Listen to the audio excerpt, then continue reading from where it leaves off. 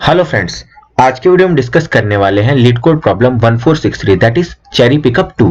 Problem क्या है? बहुत ही बेहतरीन प्रॉब्लम है डायनेमिक प्रोग्रामिंग का। हम इसे बहुत बेसिक से अप्रोच करेंगे, इसका पूरा इंट्यूशन देखेंगे। आपको ये सीखने में बहुत मजा आएगा और हम इतने अच्छे तरीके से सीखेंगे फ्यूचर में आप कभी भी आपको ये प्रॉब्लम अप्रोच करोगे तो आप इसको बहुत आसानी से सॉल्व कर पाओगे। प्रॉब्लम में क्या है? आपके पास एक रो क्रॉस कॉलम के आपके पास एक ग्रिड गिवन है। ग्रिड आइए क्या रिप्रेजेंट कर रहा है? Number of cherries that we can collect from IJ cell. ठीक है, आपके पास टू रोबोट्स गिवन है। पहला रोबोट प्रेजेंट है टॉप लेफ्ट कॉर्नर 0 0 पे, सेकंड रोबोट प्रेजेंट है टॉप राइट कॉर्नर 0 कॉलम्स -1 पे। आपको क्या करना है? We have to return the maximum number of cherries that we can collect using both the robots by following the below rules. Rules क्या है? अगर कोई रोबोट आईजे सेल पे है तो वो कहां को मूव कर सकता है? i+1 j-1, that is lower left diagonal. i+1 j means lower cell and i+1 j+1 means lower right diagonal. ठीक है, when any robot passes through a cell it picks up all the cherries and the cell becomes empty. And next क्या है? When both robots stay in the same cell only one takes the cherries. Next क्या है? Both robots cannot move outside the grid at any moment. And last rule है both robots should reach the bottom of the grid. आप ये example देखोगे तो देखिए, robot 1 ने ये ग्रीन सेल्स वाला पाथ फॉलो किया 3 2 5 2 एंड रोबोट 2 ने ब्लू सेल्स वाला पाथ फॉलो किया 1 5 5 1। तो ओवरऑल आपको मैक्सिमम कितना 24 ग्रिड मतलब 24 चेरीज आपको आंसर मिला करके। ठीक है, तो चलते हैं हम प्रॉब्लम की अप्रोच की तरफ। ठीक है, देखिए प्रॉब्लम में क्या है? ये तो आपको क्या बताएगा? आर क्रॉस सी की ग्रिड है आपके पास एंड हर सेल में क्या है? कुछ ना कुछ चेरीज है। इनिशियली बोथ रोबोट्स क्या है? पहला रोबोट कहाँ है? Top left top left position पे एंड नेक्स्ट वाला कहां पे? टॉप राइट पोजीशन पे, सेकंड रोबोट। ठीक है, एक किसी सेल आईजे से आप लोअर लेफ्ट डायगोनल को मूव कर सकते हो या फिर डाउनवर्ड्स मूव कर सकते हो या फिर आप लोअर डायगोनल राइट को मूव कर सकते हैं। When any robot passes through a cell it picks up all the cherries and the cell becomes empty. And ये देखिए, ये वाला रूल देखिए आप, when both robots stay in the same cell, आपको ये प्रॉब्लम में गिवन है only one takes the cherries and from here we can conclude that both robots can move simultaneously. जैसे कि बताया गया, अगर सपोज R1 एंड R2 ये दोनों क्या सेम सेल में आ गए, मींस सेम सेल में आ गए ना, तो मींस क्या होगा? कोई एक रोबोट ही आपके चेरीज को लेगा जो इस आईजे वाली सेल में प्रेजेंट हो सकता है। R1 ले ले मींस आप चाहो, और या फिर आप चाहो तो R2 ले, कोई एक ही ले सकता है। ठीक है, तो देखो ऐसा पॉसिबल कि देखिए R1 ने क्या किया? वन स्टेप मूव किया। ये देखिए R1 ने वन स्टेप डाउन को मूव किया and one step diagonally move किया। ठीक है, तो और वो कहां पहुंच गया? ये वाले आईजे वाले सेल पे। अब R2 का मान लेते हैं, ये R2 है, उसने वन डायगोनली लेफ्ट मूव किया एंड फिर डाउनवर्ड मूव किया। तो देखो दोनों ने साथ में चलना स्टार्ट किया, दोनों सेम स्पीड से दोनों ने दो कदम बढ़ाए, तो दोनों क्या, ये आईजे वाला ये जो सेल है, ये वाला जो आईजे सेल है, यहाँ पे दोनों पहुंच गए। ठीक है, तो अब यहाँ पे किसी एक रोबोट को ही मिलने वाला है चेरी। ठीक है, तो मींस हम क्या कह सकते हैं कि भैया आप चाहो तो आप मतलब दोनों रोबोट्स को साइमल्टेनियसली भी मूव करा सकते हो। ये हम यहाँ से कंक्लूड कर पा रहे हैं क्योंकि इसीलिए आपको रूल गिवन था कि when both robots stay in the same cell only one takes the cherries। ठीक है, अब आगे चलते हैं। we can move the robot in any order we want. We are looking for an order that's suitable for the maximum number of cherry pickup। ठीक है, means हम क्या मैक्सिमम नंबर ऑफ चेरीज को पिकअप करना चाहते हैं। अब देखिए यहाँ पे प्रॉब्लम में आपको इंट्यूशन मतलब डीपी का इंट्यूशन आना चाहिए। और वो कैसे आएगा पता है? डीपी के इंट्यूशन के लिए दो प्रॉपर्टीज होती है। पहला होता है सिमिलर सब प्रॉब्लम्स, मींस जब भी कहीं पे सिमिलर सब प्रॉब्लम्स हो, इसको आप क्या कह सकते हो? ओवरलैपिंग सब स्ट्रक्चर भी आप कह सकते हो। मींस अगर इसको अगर इसको हम डीपी की भाषा में कहें तो इसको आप क्या कह सकते हो? ये वाली प्रॉपर्टी को इसको हम कह सकते हो ओवरलैपिंग सब प्रॉब्लम्स। ठीक है, अगर जब भी आपको कहीं ऐसा किसी प्रॉब्लम में ऐसी आपको प्रॉपर्टी मिल रही, क्या ओवरलैपिंग सब प्रॉब्लम्स या फिर ऑप्टिमल सब स्ट्रक्चर, तो वहां पे क्या डीपी प्रेजेंट है। अब देखिए यहाँ पे ओवरलैपिंग सब स्ट्रक्चर कैसे हो रहा है करके देखिए। जैसे सपोज दो रोबोट R1 है, R1 and R2, suppose R1 ये वाले सेल में प्रेजेंट है एंड R2 मान लीजिए ये वाले सेल में प्रेजेंट। ठीक है, अब देखिए आपको क्या मैक्सिमम नंबर ऑफ चेरीज को पिकअप करना है। सपोज R1 यहाँ पे है, तो R1 कहां मूव कर सकता है? एक तो लोअर लेफ्ट डायगोनल को मूव कर सकता है, डाउन को मूव कर सकता है, या फिर लोअर राइट डायगोनल को मूव कर सकता है कौन? R1। अब R2 कहां मूव कर सकता है? R2 lower left diagonal, down, या फिर लोअर राइट डायगोनल को मूव कर सकता है। ठीक है, अब देखो आपको अगर मैक्सिमम चेरी लेना है तो मींस आप क्या, अगर R1 जो रोबोट है इसको मैक्सिमम चेरीज लेनी है तो वो क्या कर सकता है? इन तीनों में से जो भी ये तीनों ग्रीन वाली पोजीशंस है, इन तीनों में से किसी एक पोजीशन पर जाना है और उसको क्या करना है? मैक्सिमम चेरी को पिकअप करना है। क्योंकि आप किसी एक पोजीशन पे चले जाओगे तो बाकी दोनों को विजिट नहीं कर पाओगे, क्योंकि इसके बाद क्योंकि आप राइट को नहीं मुड़ सकते, आपको नीचे ही जाना पड़ेगा। ठीक है, तो इन तीनों ऑप्शंस में से R1 क्या करेगा? मैक्सिमम को चूज करेगा एंड ये तीनों ऑप्शंस में से R2 क्या करेगा? मैक्सिमम को चूज करेगा। अब देखो R1 को अगर मैक्सिमम चूज करना है तो R1 को ये वाला जो सेल है, सपोज इस सेल को मैं कह देता हूं P1 पीक्यू सेल कह देता हूं, ठीक है। तो R1 को क्या हुआ, पीक्यू वाले सेल की जरूरत है, इसको सॉल्व करना पड़ेगा ना, क्योंकि जब इन तीनों को सॉल्व कर लेगा, तीनों ग्रीन वाले सेल्स को सॉल्व करने के बाद ही R1 को मैक्सिमम ऑप्टिमल आंसर मिलेगा। सिमिलरली R2 को भी क्या करना पड़ेगा, ये तीनों पर्पल वाले जो सेल्स है, ये वाला एंड ये वाला, ठीक है, इन तीनों को सॉल्व करके उसको क्या होगा, मैक्सिमम आंसर मिलेगा करके, ठीक है। तो देखो R2 जो है, R2 को भी क्या है,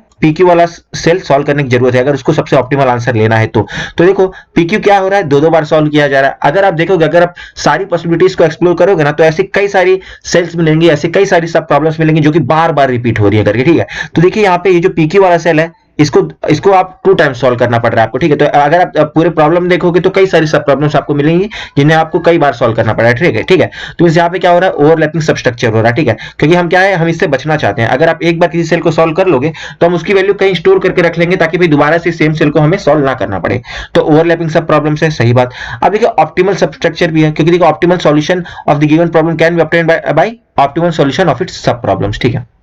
मान लीजिए आपको देखिए, अगर आपको R2 को अगर मतलब कि आप ये वाले पोजीशन पर हो जहां पे R2 है और आपको मैक्सिमम चेरीज पिकअप करनी है, तो देखो आपको क्या देखना पड़ रहा है कि भाई आप ये जो आपका PQ सेल है, यहां से आप ज्यादा से ज्यादा कितनी चेरीज पिकअप कर सकते हो, ठीक है। और ये वाला जो सेल है, इसको क्या देते हैं, इसको क्या देते हैं अपन C1 C2 और इसको क्या देते हैं अपन B1 B2, ठीक है। तो मींस जो आपका R2 है, उसको इन तीनों सेल्स पे चेक करना पड़ेगा भाई, कहां से आपको ऑप्टिमल आंसर मिल रहा है, कहां से आपको ज्यादा से ज्यादा चेरीज मिल रही है, ठीक है।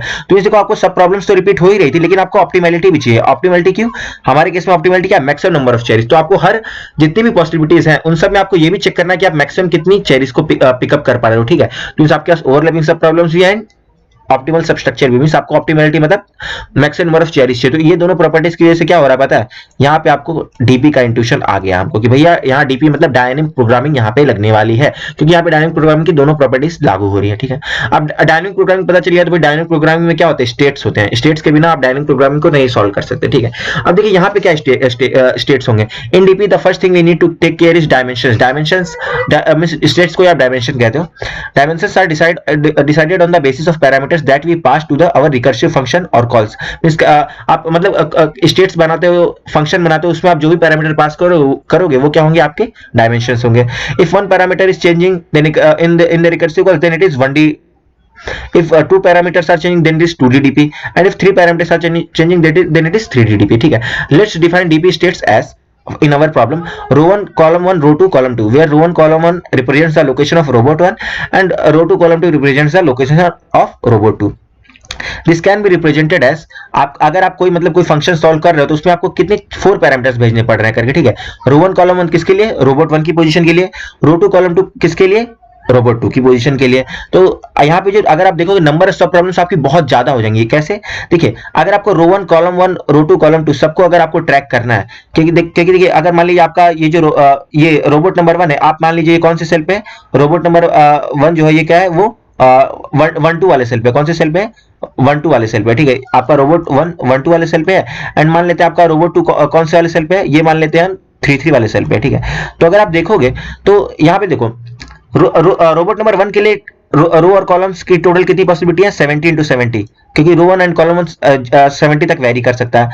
रोबोट नंबर 2 के लिए रो एंड कॉलम की पॉसिबिलिटी कितनी है, 70 into 70, क्योंकि रो 2 एंड कॉलम 2 भी कितना 70 into 70 तक वेरी कर सकता है। अगर आप सारी पॉसिबिलिटी को कंबाइन करोगे तो टोटल आपके पास कितनी प्रॉब्लम्स बनेंगी, मतलब अगर आप हर पॉसिबिलिटी को चेक करोगे, मींस 1-2 के लिए आप चेक करोगे भाई 3-3 से आप कितना मैक्सिमम कलेक्ट कर सकते हो, 1-2 के लिए आप चेक करोगे कि भाई 3-2 से आप कितना मैक्सिमम कलेक्ट कर सकते हो। अगर आप ये जो DP row 1 column 1 row 2 column 2 अगर इन सारी पॉसिबिलिटी को देखोगे तो देखो सबका मतलब अपर बाउंड कितना 70 है, तो 70 into 70 into 70 into 70 that is 2401 और 4 times 0, तो means 2.4 into 10 to the power क्या हो रहा है 7, और ये क्या है आपको ऑब्वियस सी बात है टीएलई दे देगा, क्योंकि हमको क्या है 10 to the power 7 तक की ऑपरेशन ही आप परफॉर्म कर सकते हो। यहाँ पे देखो 2.4 into 10 to the power 7 है, तो मींस यहाँ पे आपको क्या है आपको आराम से टीएलई मिल जाएगा, ठीक है। तो हमको इससे बचना पड़ेगा, मींस हमको कुछ ना कुछ और ऑप्टिमाइजेशन सोचना पड़ेगा, ठीक है। अब देखिए अब हम और ऑप्टिमाइजेशन क्या सोच रहे हैं, हमने क्या देखा था, हमने क्या कंक्लूड करा हुआ था, हमने कंक्लूड किया हुआ था कि दोनों रोबोट्स क्या साइमल्टेनियसली भी मूव कर सकते हैं। इसीलिए तो आपको रूल में क्या दिया था कि भैया when both robots stay in the same cell, दोनों सेम सेल पे कब होंगे, जब दोनों साइमल्टेनियसली मूव कर सकते हैं तभी आप सेम सेल पे पहुंच सकते हो, ठीक है। तो इस हमने कंक्लूड कर रखा था कि when both robots can move simultaneously also, ठीक है। If we move them synchronously means simultaneously, robots 1 and robots 2 will always on the same row, means हम दोनों का क्या रो सेम कर सकते हैं, ठीक है। आपको तो डाउनवर्ड मूवमेंट करना है ना, मींस डाउन लेफ्ट, डाउन या फिर डाउन राइट, यही तीनों पॉसिबिलिटी है आपके पास। मींस आपका रो हमेशा सेम हो सकता है दोनों रोबोट्स का, ठीक है। लेट रो बराबर row one, the DV state simplified to row column one column two, where row column 1 represents the location of robot 1 and row column 2 represents the location of robot 2, ठीक है। जैसे कि देखिए आप एक रोबोट यहाँ पर, एक रोबोट यहाँ पर है, ठीक है। तो मींस क्या क्या कर सकते हो, ये रोबोट 1 डाउन की ओर ऐसे मूव किया एंड रोबोट 2 हम मान लेते हैं उसने लोअर लेफ्ट की तरफ मूव किया। तो देखो दोनों के दोनों रोबोट क्या है, सेम सेल पे है, ठीक है। उसके बाद आप मान लीजिए कि ये जो आपका रोबोट 2 है उसने क्या किया, ये वाले सेल ऐसे मूव किया, रोबोट 1 ने ऐसा लोअर राइट की तरफ मूव किया, और हम मान लेते हैं भाई रोबोट 2 ने भी लोअर राइट की तरफ मूव किया। तो देखो दोनों साथ में मूव करेंगे, दोनों का रो तो हमेशा सेम ही रहेगा ना। तो देखो यहाँ पे रोबोट 1 रोबोट 2 की पोजीशन क्या थी, जैसे अगर हम इन सबको number they they 1 2 3 4 and columns को भी नंबर दे दे 1 2 3, तो देखो यहाँ पे जो ये रोबोट 2 है, रोबोट 2 की पोजीशन क्या होगी 2 2, एंड रोबोट 1 की पोजीशन क्या होगी 2 1, ठीक है। ये हो गया, ठीक है। अब यहाँ पे देखोगे तो रोबोट 1 की पोजीशन क्या है, यहाँ उसकी पोजीशन है 3 2, एंड रोबोट 2 की पोजीशन क्या है 3 3। तो देखो आप जब भी दोनों रोबोट्स को देखोगे तो दोनों क्या होगा, दोनों का रो नंबर हमेशा सेम रहने वाला। अगर हम दोनों को साइमल्टेनियसली मूव करेंगे तो क्योंकि आप वेरिएशन में आप कॉलम में लेफ्ट में जा सकते हो, मींस लोअर लेफ्ट या फिर लोअर राइट को जा सकते हो, लेकिन आपका रो तो हमेशा चेंज होगा, क्योंकि आप लोअर को तो जाने ही वाले हो। मींस आपका रो हमेशा हम सेम रख सकते हैं, दोनों को हम साइमल्टेनियसली मूव कर सकते हैं। आपको प्रॉब्लम में गिवन है करके, ठीक है। अगर आप दोनों को साइमल्टेनियसली मूव करोगे ना तो आपको फायदा पड़ेगा, क्योंकि देखिए अब आपकी स्टेट्स रिड्यूस हो गई, क्योंकि रो तो दोनों के लिए सेम है, तो आपको रो 1 रो 2 मेंटेन करने की जरूरत नहीं, हम दोनों कंबाइन करके सिर्फ रो ही कह देंगे, ठीक है। रो एंड कॉलम 1 कॉलम 2 दोनों का डिफरेंट हो सकता है। तो अगर आप देखोगे तो आपका जो स्टेट बन रहा है, तो रो का अपर बाउंड कितना हो सकता है 70, मींस आपका रो नंबर 70 हो सकता है, number of rose, and number of columns भी कितने 70 हो सकते हैं। तो कॉलम 1 के लिए 70 एंड कॉलम 2 के लिए 70। अगर आप इनको देखोगे तो ये देखो, ये वाली जो चीज है 343 इंटू 10 टू द पावर 3, तो ये वाली जो चीज है ये इसमें आपको टीएलई नहीं आएगा। अब आपका काम चल जाएगा, इसीलिए हमने क्या किया, हमने हमारे स्टेट्स को रिड्यूस किया ताकि आपको क्या हो, टाइम लिमिट से बचने के लिए और नंबर ऑफ सब प्रॉब्लम्स को कम करने के लिए हमने अपने क्या किया, हमने स्टेट्स को रिड्यूस करके 3 स्टेट्स डीपी में आ गए। मींस हमारा जो प्रॉब्लम है इसमें 3 स्टेट 3D डीपी हम लगाने वाले हैं करके। अब देखिए अब डीपी फंक्शन को हम डिफाइन करेंगे। Let DP row 1 row 2 returns the maximum number of cherries that we can pick if robot 1 started row column 1 and robot 2 started row column 2.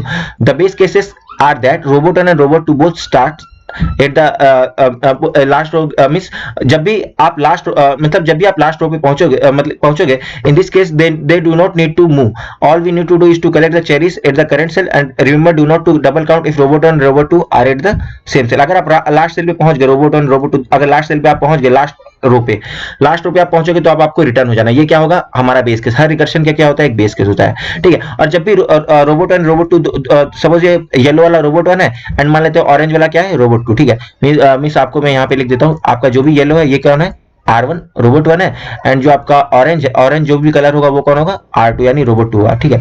अगर हमने क्या देखा पहले, अगर रोबोट 1 रोबोट 2 दोनों अगर लास्ट सेल पे पहुंच गए तो आपको रिटर्न हो जाना है। अदरवाइज आप अगर दोनों के दोनों अगर सेम सेल पे पहुंचेंगे तब आपको चेरीज वन टाइम ही कलेक्ट करनी, ठीक है। In other cases we need to add the maximum cherries robot can pick in the future. Here comes the transition function. Since we know robots are moving synchronously and each robot has 3 different movements for one step, we totally have 3 into 3 possible movements for 2 robots, ठीक है। अब देखिए अब जो हम बात करेंगे वो क्या है, वो इंपॉर्टेंट होगा। सपोज हम यहाँ पे क्या देखते हैं, सपोज ये जो येलो वाला है ये आपका क्या है रोबोट 1, ठीक है। और यहाँ पे मान लेते हैं जो आपका ये ऑरेंज वाला ये क्या है आपका रोबोट 2, ठीक है। अब देखो येलो वाले के पास कितनी 3 पॉसिबिलिटी मूव करने की, ठीक है। वो लोअर लेफ्ट, लोअर या फिर लोअर राइट को मूव कर सकता है, एंड जो आपका ऑरेंज वाला इसके पास भी 3 पॉसिबिलिटी है, लोअर लेफ्ट, डाउन या फिर लोअर राइट को मूव कर सकता है, ठीक है। अब देखिए आप देखो टोटल आपके पास कितनी 9 पॉसिबल मूवमेंट्स कैसे हो सकती है। हो सकता है कि आपका रोबोट 1 है वो लोअर लेफ्ट की तरफ मूव करे, एंड तो जो रोबोट 2 है वो तो इन तीनों में से कहीं भी मूव कर सकता है ना। सिमिलरली अगर वो डाउन को भी मूव करेगा तो भी रोबोट 2 इन तीनों डायरेक्शंस में से कहीं भी मूव कर सकता है, ठीक है। रोबोट 1 के पास 3 ऑप्शंस हैं, रोबोट 2 के पास भी 3 ऑप्शंस है, ठीक है। तो टोटल 9 पॉसिबिलिटी है। कैसे देखिए रोबोट 1 लेफ्ट डाउन को गया, रोबोट 2 भी लेफ्ट डाउन को गया, ये मतलब इसने ये वाला पाथ चूज किया रोबोट 1 ने, एंड जो आपका रोबोट 2 है उसने भी क्या किया लोअर लेफ्ट वाला ही पाथ चूज किया। या फिर हो सकता है कि रोबोट 1 लोअर लेफ्ट की तरफ गया एंड रोबोट 2 डाउन की तरफ चला गया, रोबोट 1 लेफ्ट डाउन गया एंड रोबोट 2 राइट डाउन चला गया, ठीक है। इसी के अलावा और क्या हो सकता है, हो सकता है कि मिस रोबोट 1 डाउन की तरफ जाए एंड जो हमारे भाई साहब रोबोट 2 है वो लेफ्ट डाउन चले जाए या फिर डाउन चले जाए, फिर राइट डाउन चले जाए। तो टोटल देखो आप देखोगे तो 9 पॉसिबिलिटीज हैं आपके पास। 9 पॉसिबिलिटी है मतलब कब, अगर आप मिस रोबोट 1 एंड रोबोट 2 कौन सी पोजीशन पे, रो कॉलम 1 एंड रोबोट 2 है रो कॉलम 2 पोजीशन पे, ठीक है। तो नेक्स्ट स्टेप में आपके पास कितनी टोटल 9 पॉसिबिलिटीज है आपके पास, ठीक है। और the maximum cherries robot can pick in the future would be the maximum of those 9 movements, ठीक है। ये देखिए ये टोटल 9 मूवमेंट्स पॉसिबल है। तो हम जो मैक्सिमम चेरीज जो कलेक्ट कर सकते हैं, अगर आप सपोज आप प्रेजेंट रो कॉलम 1 कॉलम मतलब प्रेजेंट रोबोट की पोजीशन रो कॉलम 1 है ऑफ रोबोट 1 एंड रोबोट 2 की पोजीशन रो कॉलम 2 है, तो मींस उसके आप नेक्स्ट रो में मूव करने के लिए आपके पास टोटल 9 पॉसिबिलिटीज है, ठीक है। 9 पॉसिबिलिटीज में जहां से भी आपको मैक्सिमम आंसर मिलेगा वही क्या होगा, आपका ऑप्टिमम आंसर होगा, ठीक है। Maximum cherries robot can pick in the future will be the maximum of those 9 movements which is the maximum of row plus 1। मिस आपको आप प्रेजेंट रो यहाँ पे प्रेजेंट वाली रो में हो तो आपको तो अगले स्टेप में आपको मिस डाउन वाली रो पे तो जाना ही पड़ेगा, ठीक है। मिस आपका रो जो है वो रो से किस में चेंज हो जाएगा, रो प्लस 1 में चेंज हो जाएगा, आपको डाउन वाली रो में जाना पड़ेगा, ठीक है। तो रो प्लस 1 में आप चले करके, ठीक है। उसके बाद न्यू कॉलम 1 और न्यू कॉलम 2। अब न्यू कॉलम 1 के 3 रास्ते हैं। कॉलम आप यही कॉलम पे थे, सपोज ये क्या है कॉलम है, ठीक है। तो आप कहां पे जा सकते हो, मिस इसको कहता हूं कॉलम 1, ठीक है। तो अगर ये कॉलम 1 है तो मिस आप कहां जा सकते हो, कॉलम -1 लेफ्ट वाले में, या फिर कॉलम सेम कॉलम में भी रह सकते हो, या फिर कॉलम +1 में भी जा सकते हो, ठीक है। सिमिलरली अगर ये वाला जो जहां पे रोबोट 2 खड़े हैं इसको हम कॉलम 2 कह देते हैं, ठीक है। तो कॉलम 2 से आप कहां जा सकते हो, कॉलम 2 -1 मींस लेफ्ट में, या फिर कॉलम 2 सेम कॉलम में रह सकते हो, या फिर कॉलम 2 +1 में रह सकते हो, ठीक है। तो मींस आपका क्या होगा, maximum of DP row +1 new column 1 और न्यू कॉलम 2, और न्यू कॉलम 1 के 3 रास्ते एंड न्यू कॉलम 2 के 3 possibility. We will be using a map और an array to store the results of our DB function to prevent the redundant calculations. Means हम same sub problems को बार-बार ना solve करें जैसे कि यहां पे हो रहा था, इसलिए हम क्या करेंगे, किसी मैप या अरे में हम क्या करेंगे, हम अपने सब प्रॉब्लम्स के आंसर्स को हम स्टोर करके रखेंगे, ठीक है। अब चलते हैं हमारे एल्गोरिथम की तरफ, ठीक है। हम क्या करेंगे, हम एक हेल्पर फंक्शन बनाएंगे जो कि 3 पैरामीटर्स को लेगा। क्या होगा, रो कॉलम 1 एंड कॉलम 2, रो दोनों रोबोट्स R1 एंड R2 का क्या रहेगा, सेम रहेगा, एंड हमारे कॉलम्स क्या करेंगे, वो वेरी कर सकते हैं, ठीक है। Row column represents the location of robot 1 and row column 2 represents the location of robot 2, ठीक है।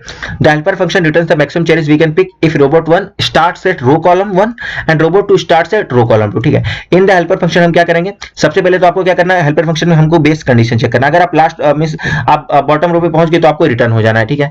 एंड उसके अलावा हम क्या करेंगे, return the answer of sub problems if it has been solved already. अगर आप किसी मींस आपका R क्या है, रो है, एंड C1 क्या है, कॉलम 1 एंड C2 क्या है, कॉलम 2 है। तो अगर आप किसी सब प्रॉब्लम्स को सॉल्व कर चुके हो तो आप क्या करोगे, उसकी वैल्यू को रिटर्न कर दोगे, ठीक है। इसके लिए हम क्या करेंगे, उसको एक अरे में स्टोर करके रख लेंगे करके, ठीक है। और हमारा हेल्पर फंक्शन में बना के रखा हुआ है, ठीक है। अदरवाइज आपने सॉल्व नहीं किया तो हम क्या करेंगे, पहले आप करेक्ट करेंगे cherry at row column 1 and row column 2, means आपका जो जिस भी आप रो कॉलम 1 मींस जो भी आपका कॉलम 1 एंड कॉलम 2 है वहां पे जो भी चेरीज अवेलेबल है हम उनको कलेक्ट कर लेंगे, ठीक है। अगर देखो दोनों का कॉलम सेम है, मींस दोनों रोबोट्स को आपको पता है भाई दोनों रोबोट्स का क्या होगा, दोनों रोबोट्स का रो तो सेम ही होने वाला है करके, ठीक है। रोबोट्स हमेशा दोनों का सेम रहेगा। अगर दोनों का कॉलम भी सेम हो गया, अगर दोनों का कॉलम से मींस येलो वाला कौन है, रोबोट 1 एंड ऑरेंज वाला कौन है, रोबोट 2। अगर दोनों कॉलम सेम हो गया तो आपको क्या करना है, वन टाइम में उसको कैलकुलेट करना अपने आंसर में। तो चेरीज में ग्रिड R C1 को ऐड कर दो। अदरवाइज अगर दोनों के कॉलम्स डिफरेंट है, मींस सपोज ऑरेंज वाला यहाँ पर मींस ये येलो वाला यहाँ पर है एंड ऑरेंज वाला यहाँ पर है, तो आपको क्या करना है, दोनों की वैल्यूज को ऐड करना है। प्रेजेंट रो में आपको इतनी चेरीज मिली, grid R C1 and grid R C2, ठीक है। उसके बाद आपको क्या करोगे, आपके पास नेक्स्ट 9 पॉसिबिलिटीज है, मींस आप प्रेजेंट रो से आपके पास नेक्स्ट आगे बढ़ने की टोटल 9 पॉसिबिलिटी है ना, तो आप टोटल 9 पॉसिबिलिटीज को आप एक्सप्लोर करोगे। कैसे एक्सप्लोर करेंगे, I बराबर 0 से लेकर I less than equal to I plus plus. देखो न्यू कॉलम 1, तो न्यू कॉलम 1 की 3 पॉसिबिलिटी क्या थी, कॉलम 1 -1 सेम कॉलम, या फिर कॉलम 1 +1। न्यू कॉलम 2 की क्या पॉसिबिलिटी थी, कॉलम 2 -1, जैसे कि हमने यहाँ पे देखा था, ये देखिए कॉलम 2 -1, कॉलम 2 +1 एंड क्या था कॉलम, ठीक है। तो ये देखिए कॉलम 2 -1 कॉलम एंड कॉलम 2 +1, ठीक है। तो ये तीनों किसके लिए, न्यू कॉलम 2 मींस रोबोट 2 के लिए तीनों कॉलम्स की पोजीशन, एंड न्यू कॉलम 1 किसके लिए, रोबोट 1 के लिए तीनों कॉलम्स की पोजीशन, ठीक है। तो आप क्या करोगे, ये न्यू कॉलम 1 को हमने NC1 में स्टोर कर लिया फॉर रोबोट 1 में, एंड NC2 में स्टोर किया फॉर रोबोट 2। अगर NC1 greater than equal to 0 and NC1 less than n means साथ साथ में NC2 greater than equal to 0 and NC2 is less than n क्या है, नंबर ऑफ कॉलम्स। मींस अगर आप ग्रिड के अंदर हो, मींस आप कहीं आउट ऑफ ग्रिड तो नहीं चले जा रहे, जैसे कि देखो अगर आप ये वाले ग्रिड पे हो तो यहां से अगर आप लेफ्ट में जाओगे तो देखो आप आउट ऑफ ग्रिड चले जा रहे हो करके, ठीक है। तो अगर आप आउट ऑफ ग्रिड नहीं जा रहे हो मींस आपका मूवमेंट वैलिड है, तो आप क्या करोगे, आप आगे से जो भी मतलब कि आपको मैक्सिमम कैलकुलेट करना है 9 ऑप्शंस का, जैसे कि हमने क्या देखा था, तो मींस टोटल जो भी ये 9 मूवमेंट्स है इनमें से हमको क्या करना है, मैक्सिमम कैलकुलेट करना है। तो हम क्या करेंगे, टोटल की टोटल 9 पॉसिबिलिटीज को हम एक्सप्लोर करेंगे, एंड हम क्या करेंगे, उसके मैक्सिमम को हम नेक्स्ट में स्टोर करेंगे करके, ठीक है। तो नेक्स्ट में हम क्या करेंगे, उसके मैक्सिमम को स्टोर करेंगे, एंड वापस से अगली रो पे पहुंचने के बाद वापस से अपना हेल्पर फंक्शन लगा देंगे। जैसे देखो अगर आप रोबोट 1 रोबोट 2 सपोज यहाँ पर आ गए दोनों लोग,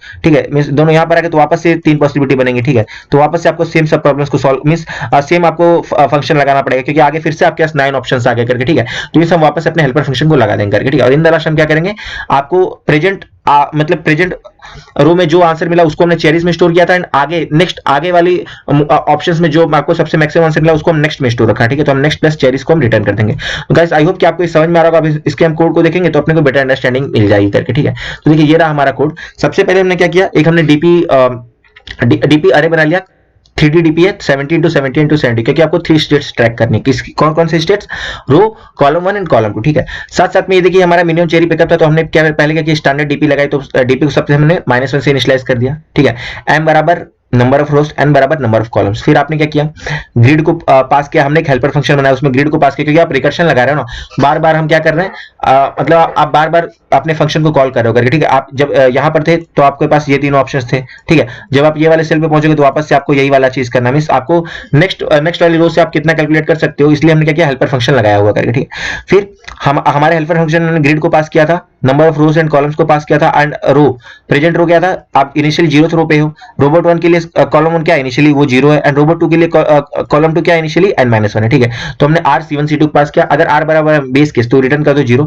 अदरवाइज अगर आपने सेम मींस आपने सेम प्रॉब्लम को सॉल्व कर रखी है, तो आप क्या करोगे, DP r c1c2 is not equal to -1, तो आप उसको रिटर्न कर दोगे, क्योंकि जैसे यहाँ पे देखिए ये देखिए यहाँ पे ये वाला जो सेल था, मींस ये वाला सेल क्या था, ये वाले सेल को अगर आप कहोगे तो देखो ये वाले सेल पे रो नंबर क्या है, ये वाला सेल जो है रो नंबर है आपका कितना 4, और आप देखोगे कॉलम यहाँ पे देखो कॉलम कितना है 3, मींस कॉलम कितना है 3, ठीक है। और रोबोट 2 का भी कॉलम कितना है 3। तो रोबोट 1 के लिए अगर आपने 433 सॉल्व कर लिया तो आपको रोबोट 2 के लिए 433 सॉल्व करने की जरूरत नहीं, आप उसको डायरेक्टली ही रिटर्न कर सकते हो, ठीक है। तो ये हमने क्या किया, ये हमने डीपी लगा दी, ठीक है। उसके बाद आप प्रेजेंट r c1c2 से आप कितना चेरीज कलेक्ट कर सकते हो, हम उसको देखेंगे। अगर दोनों का कॉलम सेम है तब तो आप ग्रिड r c1 को ही ले पाओगे, अदरवाइज दोनों के कॉलम्स डिफरेंट है तो आप grid r c1 plus grid r c2 आप ले पाओगे। अब आपको चेक करना आप नेक्स्ट मूवमेंट करके आप कितना मैक्सिमम ले पाते हो करके, ठीक है। जैसे कि हमने क्या देखा था, हमने यहाँ पे देखा हुआ था कि अगर आप प्रेजेंट सेल पे हो तो प्रेजेंट रो में से आपको आगे की तरफ मूव करने के लिए टोटल आपके पास 9 पॉसिबल मूवमेंट्स है, और आपको क्या करना है, 9 पॉसिबल मूवमेंट्स का जो आप सबसे मैक्सिमम चेरीज है आपको उसको कैलकुलेट करना, ठीक है। तो आप क्या करोगे, मींस पहले तो आपने प्रेजेंट चेरीज को ले लिया, उसके बाद हम क्या किया, हमने नेक्स्ट बराबर 0 से इनिशियलाइज किया। फिर रो 1 के लिए कितने 3 पॉसिबिलिटीज थी, मतलब सॉरी रोबोट 1 के लिए 3 पॉसिबिलिटीज थी, वो कौन कौन सी थी, कॉलम 1 -1, या फिर सेम कॉलम में आप रह सकते हो, या फिर कॉलम 1 +1, ठीक है। तो ये तीनों पॉसिबिलिटीज को हम कैसे एक्सप्लोर कर रहे हैं, इन तीनों पॉसिबिलिटीज को हमने न्यू कॉलम 1 में स्टोर कर रखा है, -1 मींस प्रेजेंट कॉलम -1, 0 मतलब प्रेजेंट कॉलम, एंड आप 1 है मतलब प्रेजेंट कॉलम +1, ये किसका हो गया, रोबोट 1 के लिए। एंड रोबोट 2 के लिए क्या हो गया, उसके लिए कॉलम 2 -1, कॉलम 2 एंड कॉलम 2 +1, ठीक है। ये हो गया रोबोट 2 के लिए, ठीक है। और फिर nc1 for new column for robot 1, nc2 for new columns of robot 2, ठीक है। उसके बाद आप क्या देखोगे, अगर आप आउट ऑफ ग्रिड नहीं जा रहे हो, nc1 greater than 0, nc1 less than n, and nc2 greater than equal to 0 and nc2 less than, means आप ग्रिड के अंदर हो तो आप क्या करो, नेक्स्ट बराबर मैक्सिमम ऑफ नेक्स्ट, मींस आपके पास 9 मूवमेंट्स है ना, तो हर मूवमेंट का आपको मैक्सिमम ट्रैक करना है करके, ठीक है। जैसे देखो आपके पास पहला मूवमेंट क्या है, ये हो गया करके, ठीक है, ये हो गया मींस टोटल 9 मूवमेंट्स में जो भी आपको मतलब ये वाले में आपको कितना आंसर मिल रहा है, सेकंड में कितना मिल रहा है, ये वाले में कितना मिल रहा है, 9 पॉसिबल मूवमेंट्स का जो भी सबसे मैक्सिमम आंसर होगा उसको हम नेक्स्ट में कैलकुलेट करेंगे, ठीक है। और in the last present r c1c2 के लिए आपको क्या आंसर मिलेगा, नेक्स्ट प्लस चेरीज। नेक्स्ट मतलब आपको आगे से कितना आंसर मिल पा रहा है, मींस प्रेजेंट रो में थे तो आप जब आगे की रो में गए तो आपको कितना मिल पाया, और यहाँ पे आप देखोगे तो मींस आगे का और आगे आप जानते हो कि आप प्रेजेंट रो में हो तो आप यहाँ पे जितना कैलकुलेट कर सके वो, एंड उसके बाद आप आगे की तरफ मूवमेंट करते हो तो आपको मैक्सिमम कितना मिल पा रहा है करके, ठीक है। तो हमने क्या किया, सबको हमने कैलकुलेट कर रखा है। In the last DPR c1c2 में हम क्या रिटर्न करेंगे, नेक्स्ट प्लस चेरीज। अब देखो आपने इनिशियली फंक्शन में क्या पास किया था, 0 0 n-1, ठीक है। तो इन द लास्ट मींस सारे हेल्पर फंक्शन जब एग्जीक्यूट हो जाएंगे तो इन द लास्ट में आप क्या रिटर्न करोगे, सबसे लास्ट में 0 0 n-1, ये सबसे आखिरी में आप रिटर्न करने वाले हो, return helper of grid mn 0 0 n-1, ठीक है। क्योंकि इनिशियली रोबोट 1 कहां था, 0 0 पे, एंड रोबोट 2 कहां था, 0 and n-1 पे थे, और हमारा हेल्पर फंक्शन क्या था कि maximum number of cherries that we can collect if robot 1 is starting from row 1 column 1 and robot 2 starting from row 2 and column 2। बात करते हैं टाइम कॉम्प्लेक्सिटी। टाइम कॉम्प्लेक्सिटी क्या हो जाएगा, 9 into m into n square करके, ठीक है। अब देखिए m into n स्क्वायर क्यों, क्योंकि देखो आपके 3 पैरामीटर है, m ये 3 पैरामीटर क्या, r c1c2, ठीक है। और तो उसके लिए हमने क्या किया, m into n स्क्वायर, और 9 क्या है आपके पास, आप किसी भी रो पे हो तो आपके पास आगे जाने के टोटल 9 ऑप्शंस हैं, ठीक है। तो उसके लिए क्या हो गया, 9 into mn स्क्वायर, ठीक है। उसके बाद स्पेस क्या हो गया m इंटू एन स्क्वायर। तो देखिए हमने क्या किया था, हमने इनिशियली 70 का हमने डीपी लिया था, तो उसमें देखो C1 C2 क्या है, दोनों कॉलम्स हैं और कॉलम क्या है आपका n, ठीक है। तो एन स्क्वायर उसके लिए होगा, एम किसके लिए हो गया, नंबर ऑफ रोज के लिए। तो गाइस आशा करता हूं आपको इस प्रॉब्लम का एक्सप्लेनेशन कोड दोनों समझ में आया होगा। फिर भी अगर आपको कोई दिक्कत रह गई है तो आप कमेंट सेक्शन में जरूर बताइएगा। डीपी के प्रॉब्लम्स ऐसी होती हैं कि उसके लिए आपको कॉपी पेन की जरूरत पड़ती है, आपको सब प्रॉब्लम्स कैसे रिपीट हो रही है उसको विजुअलाइज करने की जरूरत पड़ती है। तो आप इसको कॉपी पेन पर विजुअलाइज करेगा तो आपको और बेटर अंडरस्टैंडिंग मिलेगी, ठीक है। अगर गाइस आपको वीडियो पसंद आई होगी तो वीडियो को लाइक कीजिएगा, चैनल को सब्सक्राइब कीजिएगा, अपने फ्रेंड्स के साथ शेयर कीजिए। साथ ही आप हमारा डायनामिक प्रोग्रामिंग का प्लेलिस्ट चेक कर सकते हो, वहां भी आपको डायनामिक प्रोग्रामिंग के बहुत ही अच्छे प्रॉब्लम्स एंड उनका बहुत ही बेसिक एंड इजी एक्सप्लेनेशन मिलेगा, उसे आप जरूर चेक करिएगा। Guys thank you for watching this video. जल्द मिलेंगे नेक्स्ट वीडियो में। Till then take care, bye bye and happy coding. Thank you friends.